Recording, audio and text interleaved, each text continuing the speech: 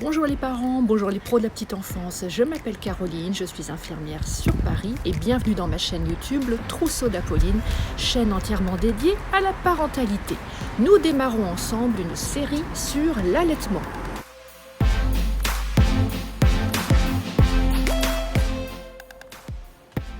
On va commencer par la physiologie de l'allaitement, autrement dit comment ça marche.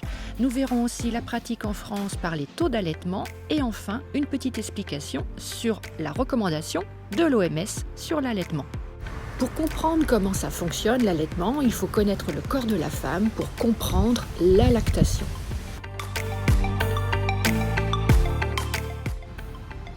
Le sein est l'usine de fabrication du lait maternel. C'est du tissu glandulaire, de la graisse, des nerfs, des vaisseaux sanguins et lymphatiques contenus dans du tissu conjonctif pour porter le tout. Les seins, vous l'avez remarqué, se préparent à fabriquer le lait maternel dès la grossesse. La glande mammaire contient des grappes de cellules, les alvéoles. Les alvéoles fabriquent le lait qui va passer dans des tuyaux qu'on appelle des canaux galactophores jusqu'au mamelon. Les mamelons sont percés de petits trous qu'on appelle les pores. Il y en a une petite dizaine sur chaque mamelon. L'aréole du sein est une zone hypersensible due à la présence de récepteurs neurosensitifs. Pour que le cerveau envoie le signal à la glande mammaire de fabriquer le lait, il faut que l'aréole soit stimulée soit par la succion de bébé, soit par la succion du tire-lait. C'est assez magique cette voie neurosensitive.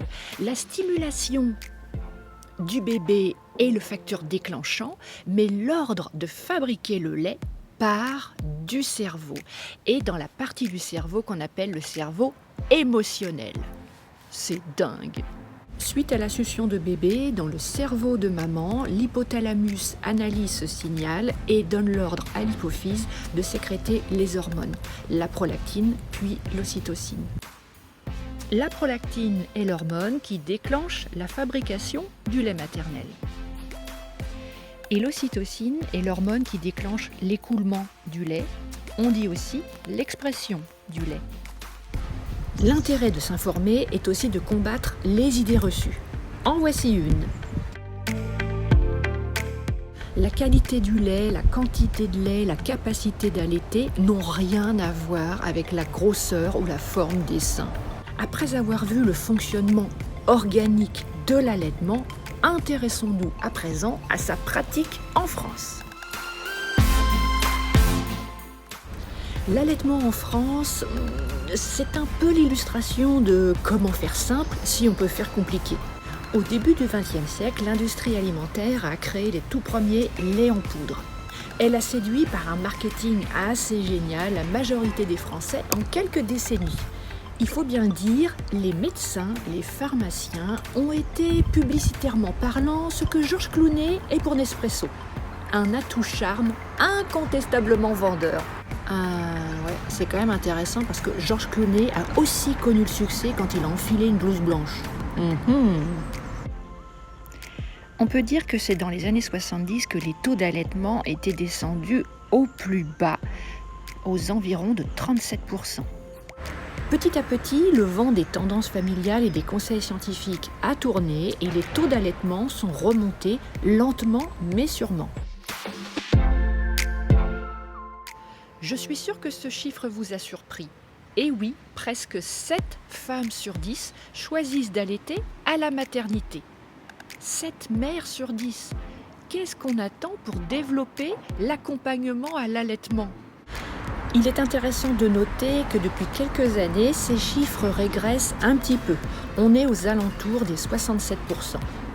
Ces chiffres démontrent un engouement plutôt fort pour l'allaitement, mais en fait, très vite après, ces chiffres dégringolent. Quand les bébés ont 1 mois, le taux d'allaitement descend à 54%. Puis il descend à 38% à 4 mois. Et enfin, il baisse à 20% à 6 mois. Et je précise que ce ne sont pas des taux d'allaitement exclusifs. Et d'ailleurs, connaissez-vous vraiment les recommandations de l'OMS, Organisation mondiale de la santé, par rapport à l'allaitement ?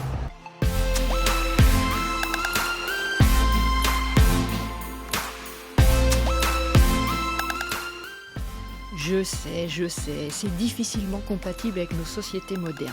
Et clairement, on peut dire qu'on est complètement largué sur ces recommandations. Mais justement, il ne faut pas se décourager. On part de tellement bas qu'on peut que s'améliorer. La recommandation de l'OMS est très importante, elle mérite donc quelques explications. L'allaitement exclusif veut dire que bébé est nourri uniquement au lait maternel. Pour l'allaitement mixte, bébé est nourri au lait maternel et complété avec du lait industriel. En France, beaucoup de mères pratiquent très tôt un allaitement mixte. Je dis ça, je dis rien. Allaitement mixte, allaitement exclusif, quelle différence ? La réponse à cette question sera dans ma prochaine vidéo. Ciao !